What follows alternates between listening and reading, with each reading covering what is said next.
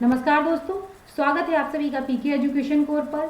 आज हम बात करेंगे क्रांतिकारी आतंकवाद का प्रथम चरण और इसमें भाग 2 है। ये पहला भाग मैं डिस्कस कर चुकी हूँ। जिन लोगों ने वो वीडियोस नहीं देखी हैं उन सभी का लिंक मैंने डिस्क्रिप्शन में दिया हुआ है, वहाँ से आप उन्हें देख सकते हैं। और इस पूरे वीडियो का PDF भी मैंने डिस्क्रिप्शन में दिया हुआ है, आप उसे वहाँ से देख सकते हैं। तो चलिए शुरू करते हैं क्रांतिकारी आतंकवाद का प्रथम चरण। तब तक एक और गुजारिश है, प्लीज़ आप वीडियो देख रहे हो तो वीडियो को लाइक कर दें, और अगर अभी तक आपने चैनल को सब्सक्राइब नहीं किया है तो चैनल को सब्सक्राइब करें, बेल आइकन को प्रेस करें ताकि आप हमारे चैनल के हर अपडेट से जुड़े रहें। तो चलिए शुरू करेंगे आज भाग दूसरा इसका। क्रांतिकारी आतंकवादी घटनाओं का जो भाग था वो दूसरा भाग हम डिस्कस करेंगे। कि था क्या इसमें कि जो बंगाल में क्रांतिकारी घटनाएं हो रही थी, लास्ट वीडियो में मैंने डिस्कस किया था, उसमें से कुछ और महत्वपूर्ण तथ्य हैं जो मुझे लगा कि और डिस्कस करने चाहिए, इसलिए मैंने इस वीडियोस में भी उनको डाला है। तो बंगाल में कई क्रांतिकारी आंदोलन में कुछ और महत्वपूर्ण घटनाएं घट रही थी। था क्या कि उस समय पर 1914, 15 और 16 के समय पर जब प्रथम विश्व युद्ध छिड़ा था, तो उस समय पर जो क्रांतिकारी थे इन्होंने क्या सोचा कि यह हमारे लिए एक स्वर्णिम अवसर है। इस समय पर जब अंग्रेजी सरकार पूरी तरीके से प्रथम विश्व युद्ध में बिजी है, तब क्यों ना हम इनके साथ इस तरीके का व्यवहार करें और हम अपनी सत्ता को हथिया सकते हैं या पा सकते हैं। इसी को इन्होंने स्वर्णिम अवसर के रूप में माना। किसने? भारतीय क्रांतिकारियों ने। लेकिन इसी समय पर एक और फैक्ट बहुत इंपॉर्टेंट है।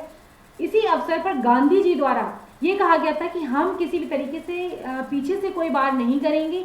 अगर अभी अंग्रेजी सरकार परेशानी में है या व्यस्त है युद्ध में, तो हम उसके साथ कोई बुरा व्यवहार नहीं करेंगे। और इसी अवसर को देखते हुए गांधी जी को कहा जाता है भर्ती करने वाला सर्जन भी गांधी जी को इस टाइम पर कहा गया था, क्योंकि इनके द्वारा भारतीयों द्वारा अंग्रेजों को सहायता प्रदान की गई थी उस युद्ध में। तो उस समय 1915 और 16 में बंगाल में जो क्रांतिकारी घटनाएं थी वो अपने बिल्कुल चरम पर थी, वो ये ऊपर नहीं, चरम पर थी। इसमें क्या था? डकैती, हत्याएं, ये सारी तरीके की चीजें शामिल हो चुकी थी। इन क्रांतिकारी गुट का जो नेतृत्व करता थे वो थे जतीन्द्र नाथ मुखर्जी। ये बहुत इंपॉर्टेंट है और कई बार इनके बारे में अच्छे से क्वेश्चंस पूछे जाते हैं यूपीपीसीएस में, तो स्पेशली। तो ये जतीन्द्र नाथ मुखर्जी जो थे, इनके द्वारा जो इन घटनाओं को किया जा रहा था। और जो कुछ क्रांतिकारी तो ऐसे थे, कुछ क्रांतिकारी गुटों ने अपने को बाघा जतिन के नाम से भी प्रसिद्ध कर लिया था। और इन्होंने जो जतीन्द्र नाथ जी थे, इन्होंने लास्ट तक ये अंग्रेजों से लड़ते रहे और आखिरी सांस तक, जब ये मतलब इनकी डेथ भी हुई, तब भी ये अंग्रेजी शासन से लड़ते ही रहे और अंग्रेजों के विरोध में ही कार्य करते रहे। इन्हीं क्रांतिकारियों में से एक और नाम बहुत फेमस है, रास बिहारी बोस का। ये रास बिहारी बोस हैं, रास बिहारी घोष अलग हैं, जो कांग्रेस के अध्यक्ष बने थे वो अलग हैं। तो ये बॉस हैं, इनका नाम भी बहुत प्रसिद्ध है। 23 दिसंबर 1912 को जब कलकत्ता से दिल्ली राजधानी का स्थानांतरण हो रहा था, तो उस समय पर जो हार्डिंग द्वितीय थे, उनका एक जुलूस निकाला जा रहा था। उसी जुलूस में इन्होंने बॉस के द्वारा एक मतलब योजना बनाई गई थी कि इस पर बम फेंका जाएगा, और ये बम फेंका गया। इसी बम फेंकने के षड्यंत्र में एक मुकदमा चलाया गया।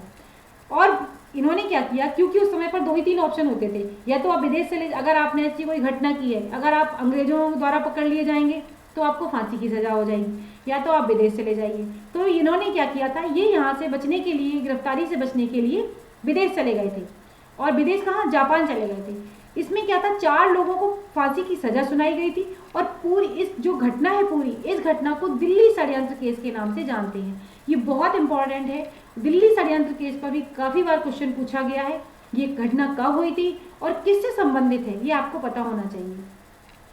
और जापान ये गए कब थे? 1912 के लगभग इनके साथ ये घटनाएं हुई थी। और कितने समय बाद? 1942 में इंडियन इंडिपेंडेंस लीग की स्थापना की थी, द्वितीय विश्व युद्ध के दौरान। ये सोचिए। और बाद में इन्होंने आज़ाद हिंद फौज के गठन में भी महत्वपूर्ण भूमिका निभाई थी। तो ये आपको पता होना चाहिए, इंडियन इंडिपेंडेंस लीग की स्थापना 1942 में हुई थी। और ये किसने की थी, ये भी पता होना चाहिए।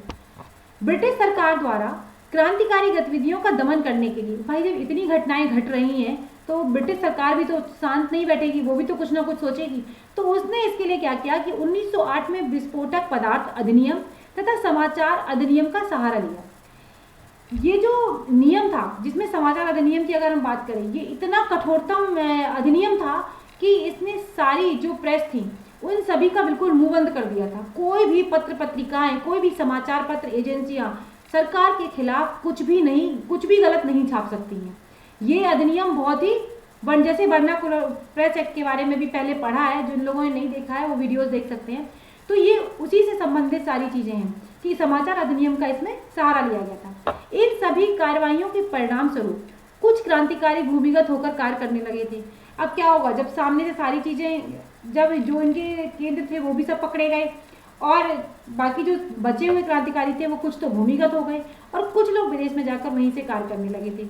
इसमें अरविंद घोष ने तो क्रांतिकारी राजनीति से संन्यास ले लिया था और ये पांडिचेरी में जाकर इन्होंने एक ऑरेविले आश्रम की स्थापना कर ली थी। अब अगर हम बात करें कि विदेशी धरती पर क्रांतिकारी गतिविधियां, तो विदेशी धरती पर भी क्रांतिकारी गतिविधियां हुई। उसके पीछे बहुत सारे कारण थे। उसमें यह था कि विदेशी शक्तियों का सहारा लेकर वहां पर संस्थाएं बनाई जाती थी और भारत को स्वतंत्र कराने के लिए वहीं से कार्य करना वो लोग शुरू करते थे। तो इन क्रांतिकारियों ने, जो कुछ क्रांतिकारी थे, उन्होंने ब्रिटेन, संयुक्त राज्य अमेरिका, जर्मनी, अफगानिस्तान आदि में कई संगठन स्थापित किए थे।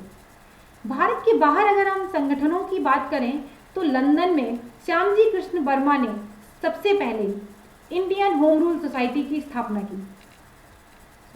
ये बहुत इंपॉर्टेंट है कि इंडियन होम रूल सोसाइटी की स्थापना किसने की थी, आपको पता होना चाहिए।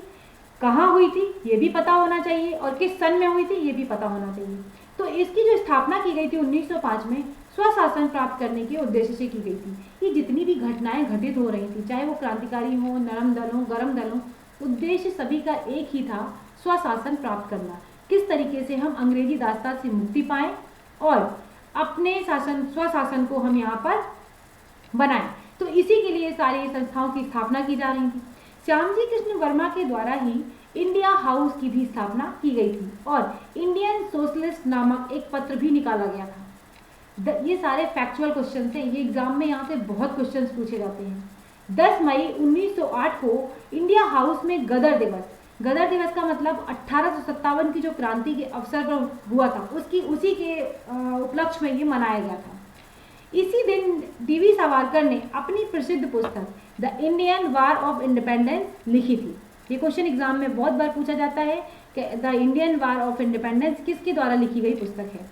बाद में ये पेरिस चले गए और इंडिया हाउस का भार इन्होंने किसको सौंप दिया था, डीवी सावरकर को।